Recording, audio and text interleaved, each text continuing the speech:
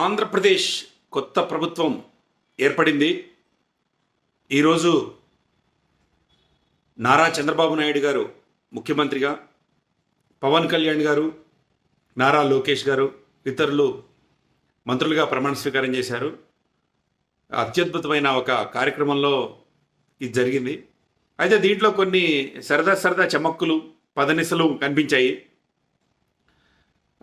మామూలుగా మొత్తం ప్రోగ్రాం అయినంతసేపు కూడా చిరంజీవి గారి కుటుంబం అంతా ఈ కార్యక్రమాన్ని తిలకిస్తూ ఆనందోత్సాహాలతో చూసింది. అయితే డయాస్ మీద చిరంజీవి గారు వారితో పాటు చాలామంది ఉన్నారు. ప్రోగ్రాం అయిపోయింది. అయిపోయిన తర్వాత మోడీ గారు చంద్రబాబు నాయుడు గారితో ఏదో మాట్లాడి వెళ్ళిపోవాల్సిన పరిస్థితి. అప్పుడు ఏం చేశారంటే, పవన్ కళ్యాణ్ గారు ఆయన చెవిలోకి వెళ్ళి, అక్కడ మా అన్నయ్య ఉన్నాడు, ఒకసారి కలవాలి అని అంటే, దాన్నే ఉంది కలుద్దామని ఆయన అన్నారు. అనేసరికల్లా వెళ్ళి అన్నయ్యని పిలుద్దామని ఆయన వెళ్ళేసరికల్లా మోదీ గారే ఆయనే చిరంజీవి గారి వైపు వెళ్తూ పవన్ కళ్యాణ్ గారు కూడా పట్టుకెళ్ళారు. పట్టుకెళ్ళిన తర్వాత ఇద్దరిని కలిసి ఇద్దరితో మాట్లాడి ఇద్దరిని గుండెలకి హత్తుకున్నారు. ఇద్దరిని రెండు చేతులు ఎత్తారనమాట. అది ఒక ఉద్విగ్న భరితంగా అనిపించింది. అయితే ఇది జరుగుతున్నసేపు ఆ స్టేజ్ మీదనే అక్కడే ఉన్న చంద్రబాబు నాయుడు గారికి కొద్దిగా ఇబ్బందికరమైన వాతావరణం ఇది. ఎందుకంటే చిరంజీవి గారు, పవన్ కళ్యాణ్ గారు, మోదీ గారు అక్కడ ఉన్నారు. వాళ్ళిద్దరిని ఆయన కావలించుకుంటుంటే చిరంజీవి గారు వాళ్ళ తమ్ముడి బుగ్గలు ఇట్లా పట్టుకొని నిమురుతున్నారు. అక్కడ పక్కన సూపర్ స్టార్ రజనీకాంత్ ఉన్నారు. చంద్రబాబు నాయుడు గారు ఎన్నుకుండి ఒకసారి ఆయనకు చెప్పారు, రజనీకాంత్ ఇక్కడ ఉన్నారంటే వెళ్ళి రజనీకాంత్ గారిని మాట్లాడి అందరితో మాట్లాడి స్టేజ్ మీద ఉన్న అందరికీ షేక్ హ్యాండ్ ఇచ్చి వెళ్ళారనమాట. ఇది చూడటానికి అందరికీ ఆసక్తిగా అనిపించింది. అంటే ఒక తమ్ముడు వాళ్ళ ప్రియమైన అన్నయ్య కోసం ప్రధానమంత్రి గారిని కలపటం కోసం తీసుకుని రావడం, అదంతా ఒక సరదా కార్యక్రమంగా జరిగింది. ఇంకొకటి ఉంది ఈ కార్యక్రమంలో. ఇంకోటి, పవన్ కళ్యాణ్ గారు తన ప్రమాణ స్వీకారం చేయగానే అందరికీ నమస్కారం పెట్టి సెకండ్ ఇచ్చుకుంటూ వెళ్ళిపోయారు. మధ్యలో చిరంజీవి గారు కూడా అందుకు సిద్ధంగా ఉన్నారు. ఆయనకు సెకండ్ ఇవ్వకుండా ముందుకు వెళ్ళిపోయిన తర్వాత అందరికీ అయిపోయిన తర్వాత వచ్చి అప్పుడు సెకండ్ ఇచ్చి అన్నయ్య కాళ్ళకి దండం పెట్టి కావలించుకున్నాడు. అన్నా తమ్ముల మధ్య నిజంగా ఇంత మంచి బంధం ఉండడం చాలా గొప్ప విషయం. దీంట్లో ఇంకొకటి కూడా జరిగింది. యాంకర్లు ఇద్దరు కూడా చాలా బాగున్నారు. వాళ్ళు ఇద్దరు మంచిగా అనౌన్స్ చేస్తున్నారు. భువనేశ్వర్ గారి గురించి చెప్పగానే భువనేశ్వర్ గారు చాలా కష్టపడి వచ్చారు, చాలా మాటలు పడ్డారు, ఆమె కూడా పాదయాత్ర చేసి వచ్చారు, ఆ విజయంలో ఆమె పాత్ర కూడా ఉంది అని చెప్పగానే ఆమె కూర్చొని ప్రేక్షకులను చూస్తూ ఉంది. ఇంతలో ఈ బాలకృష్ణ గారు వచ్చి ఆమె తేరుకునే లోపల ఆమె తలకాయ మీద చేయబెట్టాడు. ఆమె చూసే లోపలనే ఆమె తలకాయ మీద ఒక ముద్దు పెట్టాడు. ఆమె ఏంటి అని ఇట్లా చూసే లోపలనే వెళ్ళిపోయాడు. చటక్కన ఒక 2-3 నిమిషాలు, ఒక 2 క్షణంలోనే ఇటు జరిగిపోయింది. ఇది ఒకటి సరదా కార్యక్రమం. అట్లే నారా లోకేష్ గారు ప్రమాణ స్వీకారం చేస్తూ ఉన్నప్పుడు బ్రాహ్మణి గారు ఆడియన్స్లో ఉంది. వాళ్ళ బాబు వాడు ఆడుతూ ఉన్నాడు. అరే మీ నాన్న ప్రమాణ స్వీకారం అని ఆమె చెప్పినట్టుంది. అప్పుడు మళ్ళీ ఆ చిన్నపిల్లోడు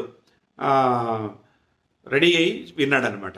ఇవన్నీ కూడా కుటుంబాలకు సంబంధించిన విషయాలు.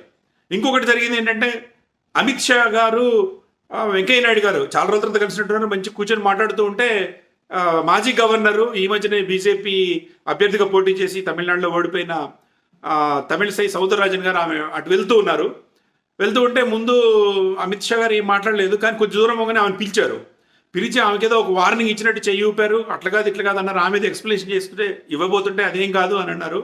ఇక దాంతో తడవుగా అన్నామలైని ఆమె ఇబ్బంది పెడుతోందని, తమిళనాడులో అట్లాంటి పనులు చేయొద్దని ఆయన చెప్పాడని ఇక రకరకాల ఊహాగానాలు స్టార్ట్ అయినాయి. ఆమె ఏదో సీరియస్గా చెప్పిపోయింది, ఆయన మాత్రం అట్లా కాదు, కుదరదు అన్నట్టు ఆయన చెప్పడం అది స్పష్టంగా కనిపించింది. ఏదో సంథింగ్ ఏదో జరిగినట్టయితే కనిపించింది. ఇంకొకటి ఏంటంటే, వీళ్ళకి నాలుక తిరగకపోవడం అనేది ఈ ప్రమాణ స్వీకారాలప్పుడు చాలా సహజమైన విషయం. అది ఈసారి కూడా జరిగింది. నారా లోకేష్ గారు అంతఃకరణ శుద్ధిగా అనలేకపోయారు. అక్కడ కొద్దిగా అంతర్గత అది సంథింగ్ అట్లా వచ్చింది. అది కంటిన్యూ అయింది. వాసంశెట్టి సుభాష్ గారు, అట్లే మంటిపల్లి రాంప్రసాద్ రెడ్డి గారు కూడా ఆ అంతఃకరణ శుద్ధి దగ్గర ఇబ్బంది పడ్డారు. సుభాష్ అయితే అసలు లాస్ట్ వాక్యాలు కూడా చాలా తడబడ్డారు. అసలు నిజంగా అది ప్రమాణం చేసిన లెక్కలోకి రానట్టు ఉంది అసలు యాక్చువల్లీ. ఇది ఒక గమ్మత్తైన విషయం. అట్లే అంతఃకరణ శుద్ధిని చాలామంది అంతఃకరణ శుద్ధి అని అంతం చేసేశారు.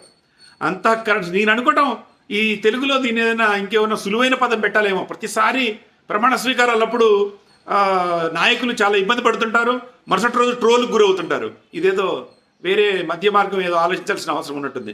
అట్లనే చీఫ్ సెక్రటరీ గారు తెలుగు కూడా 1987 బ్యాచ్ నీరబ్ కుమార్ ప్రసాద్ గారు, ఆయన తెలుగుతో కూడా కొద్దిగా కూని చేసేశారు.